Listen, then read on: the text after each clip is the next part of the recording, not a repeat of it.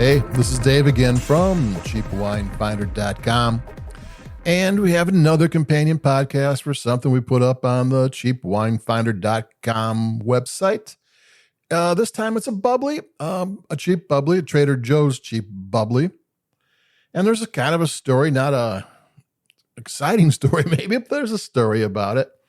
And this is the Trader Joe's RSVP Brut sparkling wine. We wrote about this wine back at Christmas of 2010. And I haven't had it in the meantime. And back then I thought it was a great bang for the buck bubbly. I think it was $5.99 then. It's $6.99 now. And they don't say anything about it. I don't know what the grapes were. In 2010, it was 92% Chardonnay. And according to Trader Joe's little thing they had up, it's and 8%. It's a secret. Like, why would there be a secret? I have no clue. Doesn't make any sense. And so we revisited it. And I actually wasn't going to pick out this California bubbly. It's made in Ceres, California, which is the home of Bronco Wines, who make 2 Buck Chuck and about 100 different other labels. And I don't know for sure if they make this wine. It's not on their website, but there could be a connection there. So keep that in mind. Because they make all sorts of wines there. Bronco Wines makes wines you don't even know they make. It's kind of amazing. So I went to Trader Joe's because in the past they had done some Cremant from Burgundy that were really good. And Cremant is the French word for sparkling wine that doesn't come from champagne. Both champagne and Prosecco are both sparkling wines, but they're so famous they're named after their region. Everywhere else is named sparkling wine, Cremant or Spumante in Italy. So I went there looking for, a Trader Joe's inexpensive Burgundian Cremant. And there's a couple there, and I was looking at them, and I looked at the bottles, and nowhere on the bottle did it say traditional method. Traditional method is the way they make champagne. It's the second fermentations in each and every bottle. It takes a long time. In champagne, it takes 1.5 years in that bottle. I mean, it's a long, involved way of making wine.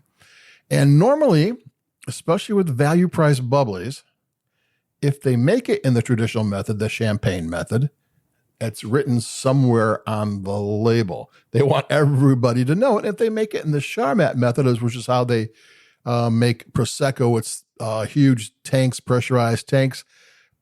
It's just a more modern way of getting bubbles into wine. I love Prosecco. I'm not, I'm not talking down the Charmat Method in any way. But when people who make wine, outside of Prosecco use the Charmat Method, they almost never put that on the label. It's so you can always tell if it's in the champagne method, you'll see traditional method on the label. If it's nothing's written there, they don't tell you how it was done. It was probably in the Charmat Method.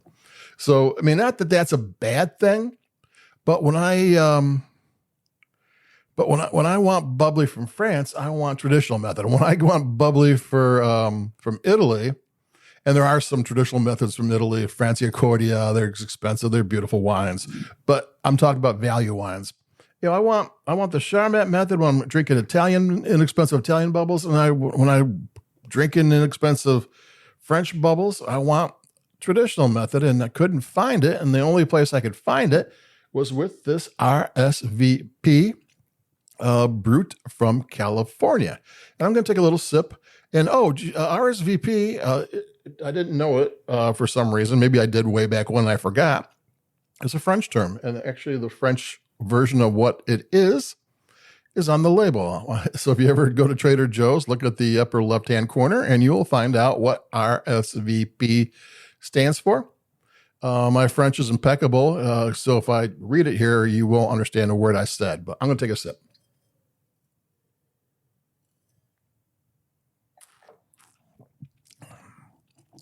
And In 2010, when I drank this wine, it was just a regular Chardonnay-based bubbly. It was just happened to be cheap. It was $1 cheaper than it was $5.99. This is $6.99.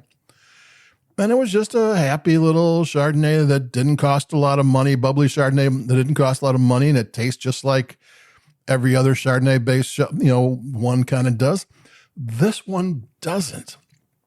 This one's got this Ricola cough drop, herbal cough drop thing going on. It's got apple core with the seeds, which is something I used to get from Lemieux bubblies. Lemieux's where sparkling wine was invented 100 years before champagne, and they use different grapes there. And the grapes they use there kind of have this apple core flavor to them.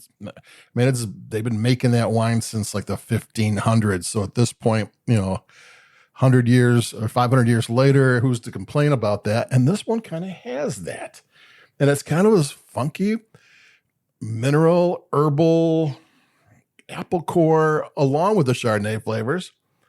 And it's a $6.99 bubbly. And that is kind of weird, if you ask me, because people who buy $6.99 bubblies want the happy, little inoffensive wines. And this one kind of has some funky, fresh things going on. It kind of reminds me of, when you're drinking high-end German wines, they're always like, have weird tasting things, petrol and that kind of stuff. And, they taste good, but they also have some hard flavors to get behind. And I'm going to take another sip again.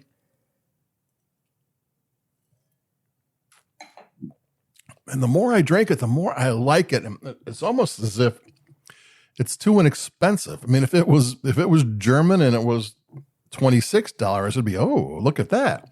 But it's $6 and it's got herbal, mineral, apple core flavors. I'm going, oh, I don't know.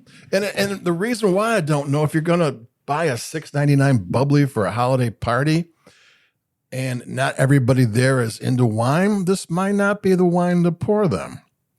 It might be the one you just want to check out someday because you want a wine that's kind of funky cool, and it's $6.99 and unexpected, and that's kind of a cool thing. But I was looking for party wines, and I don't think it is. I mean, it's kind of cool to drink. I'm kind of digging the weird flavors, but I would have liked a crisp, refreshing, keep on porting your glass because it's $6.99. That's 3 bottles of $21. You can get a case for under 100. Party's on. Well, this ain't it. So I'll keep looking for that. But if you want something challenging for a bubbly under $7, which is crazy. Yeah, RSVP. I mean, it's just got a funky little flavor to it. It's a funky little thing. If you like your wines a little on the weird side, little tasty and fun, but weird, this one's for you. We've got some cheap bubbles and all sorts of stuff coming up because the holidays aren't here yet.